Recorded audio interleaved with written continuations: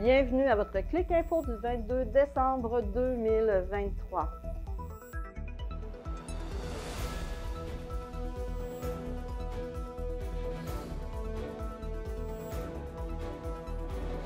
Au sommaire cette semaine, la rivière Sainte-Anne de la MRC Portneuf a débordé et a causé toute une frousse aux riverains. Les budgets 2024 sont sortis pour toutes les villes de la MRC de Portneuf.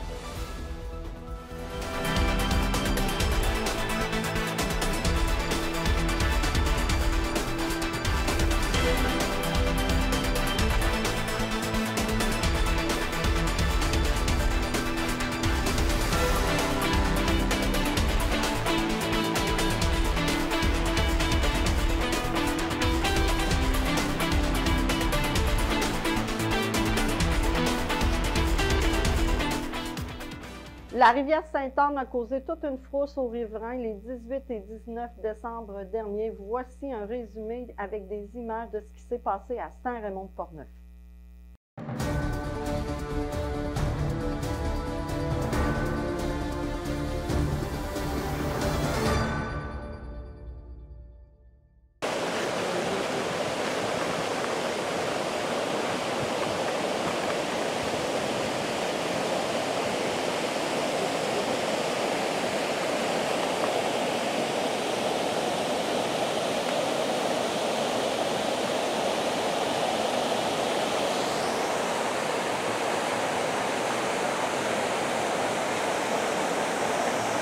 Bonjour, Chantal Épine pour Clic Portneuf. Alors nous sommes lundi le 18 décembre. Alors il y a tombé environ 80 mm de pluie depuis cette nuit.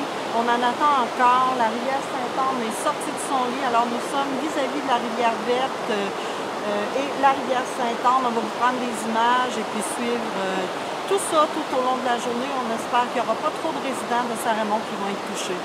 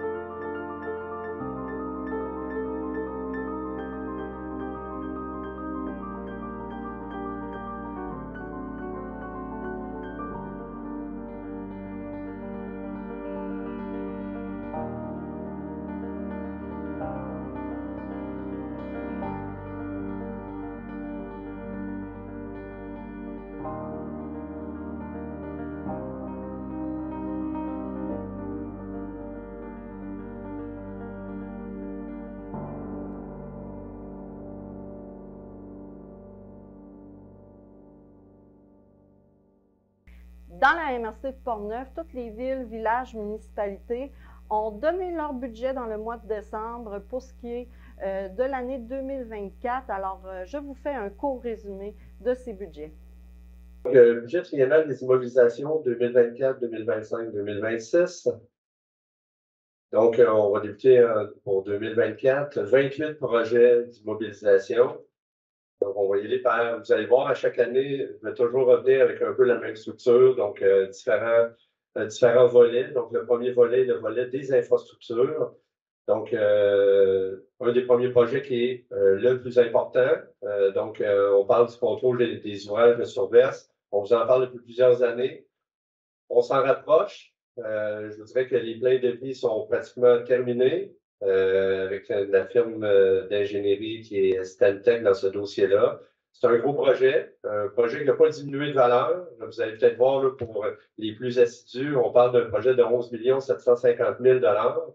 C'est pas que le projet a diminué, mais c'est un projet qu'on a scindé en 2 années. Donc, on espère être en mesure de pouvoir le débuter en 2024, le compléter en 2025. Je vous dirais que en toute sincérité, le partenaire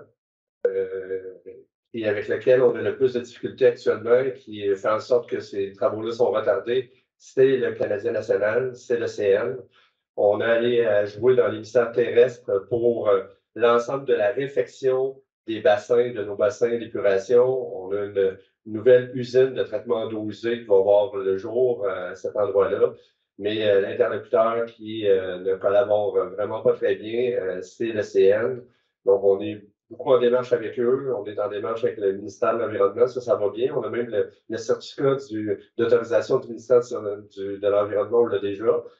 Le ministère de l'Affaires municipales est dans le coup parce que c'est un projet qui est hautement subventionné à la hauteur de tout près de 80-85%, tout dépendamment des volets. Donc, c'est un projet qui est important pour nous, pour la mise aux normes et pour l'augmentation de capacité également.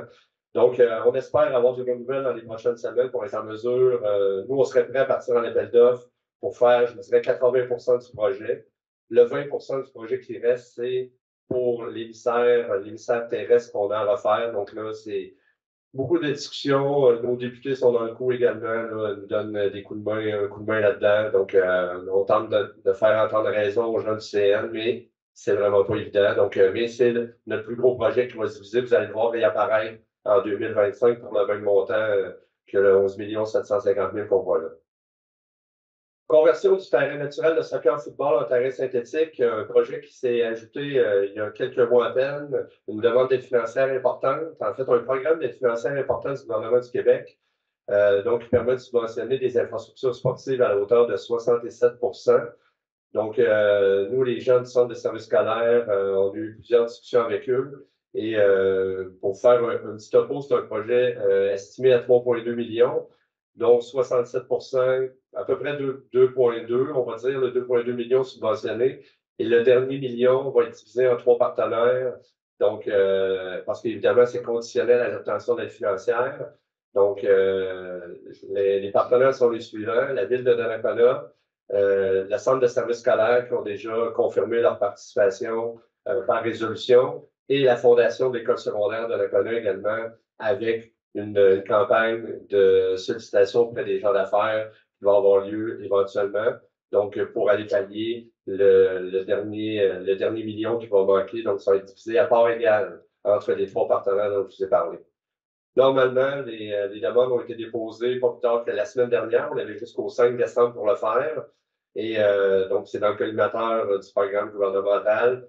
On devrait recevoir des nouvelles là, au courant je vous dirais, entre le mois d'avril et le mois de juin, normalement, 2024. Donc, évidemment, pour remplacer notre terrain naturel qui devenait en fin de vie utile, on est rendu avec plusieurs équipes de soccer, plusieurs équipes de football scolaire. Donc, il est grandement utilisé. C'est le seul terrain qui est éclairé. Donc, dans ce projet-là, il y a une conversion du terrain en surface synthétique, mais il y a également conversion des luminaires, conversion on va dire, de la vigie qui est au centre du terrain pour ranger le matériel. Donc, un beau projet en collaboration avec le centre de services. Réfection de la dalle de béton et les ventes de l'aréna, ça fait plusieurs années qu'on vous en parle, on est rendu. Donc là, les plans de vie sont terminés, l'appel d'offres auprès de l'entrepreneur est fait, donc c'est un projet évalué à 1 200 000. On peut déjà vous donner la date de début des travaux, c'est le 8 avril 2024. On a un échéancier très serré parce qu'on refait une dalle sur la dalle existante. On refait toutes les bandes. Je vois les gens du service des loisirs, des services techniques qui sont dans ce dossier-là depuis un bon moment. Donc là, on y arrive. Évidemment, la fenêtre est très mince parce qu'on veut que tout soit fait pour, évidemment, la fin du mois d'août, la tenue d'Expo de Donnacona, la reprise des sports de glace à l'automne prochain. Donc, on doit fermer notre glace le 31 mars prochain, donc pour que les travaux puissent débuter rapidement et qu'on puisse rentrer dans les délais là, pour qu'on reprenne, que tout le monde puisse reprendre leur activité en septembre. Construction d'un vélo-parc. Donc, c'est aussi un projet qu'on parle depuis quelques années, qui a été déposé lui aussi dans le programme d'aide financière que je viens de vous parler, donc subventionné à 67 par le gouvernement provincial. Donc, un vélo-parc, ça consiste en une piste à rouleau en bon français, mais une pump track communément appelée en anglais, et un retour de notre parc de planches de roulis roulants, donc un skatepark là, qui va être ensemble sur un terrain qui appartenait au centre des services scolaires, mais avec lequel on a une bonne collaboration. On a déjà une aide financière quand même assez importante de Desjardins dans ce dossier-là. Donc là, on attend la confirmation du nouveau programme d'aide financière. On poursuit. Construction d'un escalier menant au parc familial des Berges par la rue Saint-Joseph, un projet évalué à 180 000 $. Donc, c'est le retour. Donc, avec la grande popularité du parc des Berges, on tente de ramener de plus en plus de familles. On a fait un sentier sécuritaire en parallèle de la route 138. Là, on est en train de terminer, ça va se terminer au printemps, mais on a tout refait en sentier naturel, le lien entre la rue Notre-Dame et le parc des Berges, ça va se terminer au printemps. Donc là, on veut comme redonner accès, encore une fois, là, et le bon vieil escalier des 106 marches, pour les gens qui se rappellent de ça, à l'époque, c'est ce qu'on veut faire renaître. On est actuellement là, en train de faire des études pour la stabilité du talus dans ce secteur-là, mais c'est le but de refaire renaître les 106 marches à cet endroit-là pour recréer un autre accès aux gens, aux petites familles pour venir profiter du parc des Berges et des nouvelles installations qui ont vu le jour au courant de la dernière année. Là, je pense entre autres aux nombreux jeux d'hébertisme en bois qui ont fait la grande popularité et tout le réaménagement des tables pique-nique en bordure de la rivière, là, qui est un grand succès également. L'enseigne à l'entrée de la ville, donc un montant de 95 000 $. Donc, c'est vraiment, quand on dit à l'entrée de la ville, c'est lorsqu'on arrive là, de l'autoroute. Donc, l'enseigne actuelle de Bienvenue à Donnacona va être démolie et va être reconstruite de l'autre côté. Donc, je vous dirais, là, pour vous situer là, plus du côté du sentier de VTT qui est sur le terrain de Canadian Tire. Là. Donc, dans ce secteur-là, il va y avoir une nouvelle enseigne, signature à l'entrée de la ville de Donnacona qui va être vue par les gens, peu importe si les gens arrivent de la 138 ou de l'autoroute. Donc, c'est quelque chose qu'on travaille depuis quelques années et la réalisation va avoir lieu au printemps 2024. Abri pour une deuxième surfaceuse pour 56 000 $. Vous allez comprendre dans quelques instants pourquoi on dit une deuxième surfaceuse. Resurfaçage des baisseurs sur le boulevard Godreau, montant de 40 000 $. Remplacement d'un ponceau sur la rue du Manoir pour 30 000 $. Et toujours dans les infrastructures, modernisation des lampadaires décoratifs. On a fait une conversion de tous nos lampadaires avec des têtes de lumière. On en avait là, j'ai de mémoire, je pense qu'on en avait au-dessus de 300. Donc, tout ça a été fait il y a 2 ou 3 ans. Et là, c'est les lampadaires décoratifs qu'on va faire en 3 phases. Parce que la difficulté avec les lampadaires décoratifs, c'est que là, c'est les têtes de lumière qui commencent à être difficiles à être changées. Lorsque les têtes de lumière sont brûlées, on a de la difficulté à obtenir ces fameuses têtes de lumière-là. On a eu une grosse problématique cet été qui s'est réglé il y a quelques semaines à peine, là, mais après 6 mois de commande le long de la rue des Prés. Là. Donc, et là, on veut justement moderniser tous ces lampadaires décoratifs. Donc, phase 1 de 3, vous allez le voir réapparaître en 2025 et en 2026. Donc, 2024, c'est un montant de 28 000 $. Les 2 derniers projets en infrastructure, on parle de la réfection du hall d'entrée de l'aréna, donc la phase 3 de 3. Donc, on y arrive aussi. Les 2 premières phases se sont complétées cette année, la réfection du hall d'entrée, les bureaux des agents de bureau à l'entrée. Donc là, c'est la réfection, la 3e étape. de cette réfection-là et on va compléter l'installation des balises de bornes d'incendie pour un montant de 7 500 $. Je disais tout à l'heure, le budget des opérations 2024, ça a été un budget qui n'a pas été facile. Je vais vous montrer là, parce que un budget, il y a une analyse qui se fait, il y a des recommandations qui sont déposées au conseil, il y a une présentation qui se fait ce soir, il y a une adoption qui se fait la semaine prochaine. Mais c'est des travaux qui vont commencer officiellement au début du mois de mai 2023 pour le budget 2024. Des travaux avec des estimations. Déjà, le conseil a donné certaines directives. Donc, pendant l'été, il y a une préparation qui se fait. Au retour des vacances, c'est vraiment une période plus intensive. Les immobilisations, et on tombe dans les opérations, mais c'est un travail de longue haleine. Tout le monde le sait, on l'entend dans tous les budgets des villes et municipalités à travers le Québec. On avait, nous aussi, à faire affaire avec un défi inflationniste. Donc, nous aussi, on a des services qui consomment des dépenses. Ces dépenses-là qui augmentent en matériaux, en essence, donc à peu près à tous les points de vue. Donc, on a affaire à cette réalité-là aussi. Donc, en plus des impondérables qu'on va vous présenter tout à l'heure, qu'est-ce que ça veut dire pour un compte de taxe moyen? Donc, je vous l'avais dit qu'elle avait venir avec la maison moyenne de 245 074 $. Donc, si on compare des pommes avec des pommes, la maison moyenne de 245 074 avec les tarifs de 2023 versus 2024. Donc, voyez-vous, le taux de base, on parle de 1869,18, une augmentation de 4,3. L'aqueduc, 321 $, une augmentation de 5,9. L'égout, 168, une diminution de 7,2. Matière résiduelle, 227, une augmentation de 19,5. L'évaluation, 49 $, une augmentation de 8,9. Taxe spéciale d'eau, 93,86, une diminution de 15,3. Et taxe spéciale pour les égouts de 12,99, une baisse de 15,9. Ça fait en sorte que le compte de taxe moyen, la hausse réelle, passe pour une maison moyenne de 2638,17 à 2741,03. C'est une augmentation de 3,9 %.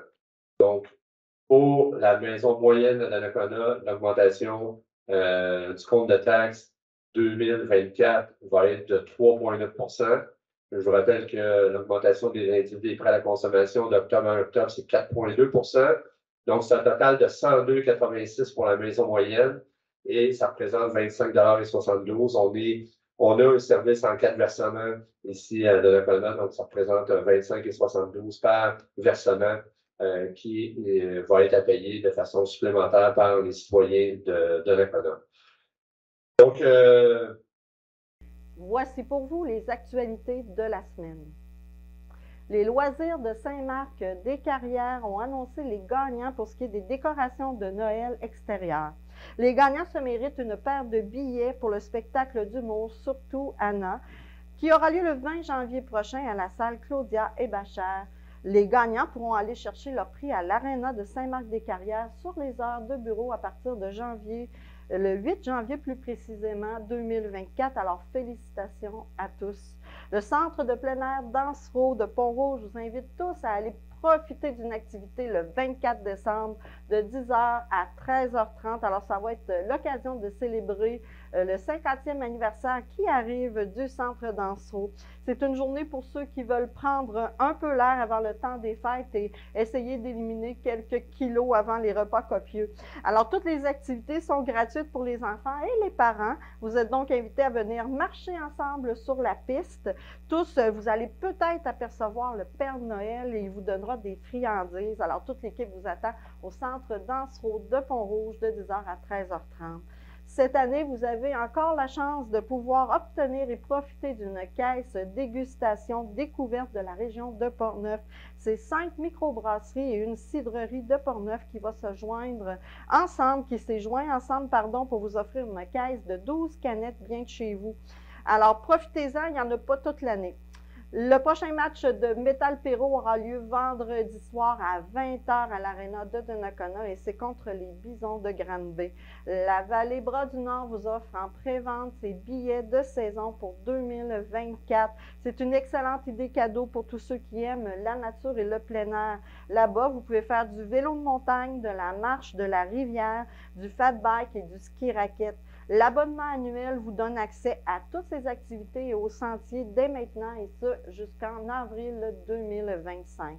Le samedi 13 janvier, ce sera la récolte des bouteilles et des canettes du Club Optimiste de Saint-Casimir. Alors, on vous invite à ramasser tout ça et à les mettre dans des sacs. Quand ils vont passer, vous pourrez leur donner. La Chambre de commerce régionale de Saint-Raymond a pris la décision de mettre en vente les immeubles qui sont sous sa responsabilité. Alors, si vous êtes intéressé, on vous invite à rejoindre M. Charles Dufour, courtier commercial pour Royal Lepage. La ville aussi de Saint-Raymond est heureuse de dévoiler à la population la programmation des activités qui vont souligner le 50e anniversaire de la saison de ski Saint-Raymond. C'est en 2024 que vous pourrez participer aux activités et événements qui souligneront cet anniversaire. Le tout va commencer avec une soirée d'antan le vendredi 19 janvier et lors de cette soirée, vous pourrez profiter de la montagne à une tarification d'antan.